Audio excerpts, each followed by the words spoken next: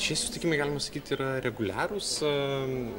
Mes kartą tikrai per pusmetį susitinkam su 3 Baltijos šalių vadovaujančiom institucijom, kurios atsakingos už struktūrinių fondų administravimą savo šalyse ir diskutuojam iš tikrųjų apie struktūrinių fondų įgyvendinimo problemas, iššūkius.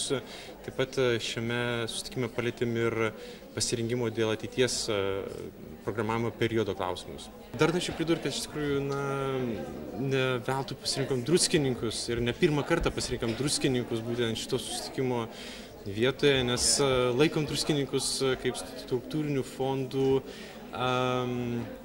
rezultatų ambasadorium būtent Lietuvoje, nes ir iš pačių estų ir latvių gavom labai daug teigiamų žinučių.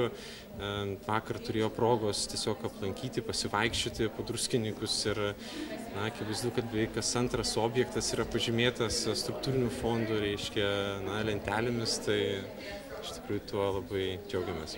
Jeigu lygintume ES lėšų įsisavinimą Lietuvoje ir Latvijoje bei Estijoje, kokie yra pastebimi esminiai skirtumai ir kaip atrodo mūsų valstybė Pabaltijo valstybių kontekste? Jo, tai tokius finansinius rodiklius irgi analizavome. Esame tarp 3 Baltijos šalių pagal atgautas lėšas iš Europos komisijos antri po estų, bet atsiliekam labai nedaug. Latvijai tarp visų naujų valstybių narių yra maždaug per vidurį. Tai praktiškai skiriasi kažkiek rezultatai, sutarčių pasirašymo rodikliuose ir išmokėjimuose, bet labai nežymiai.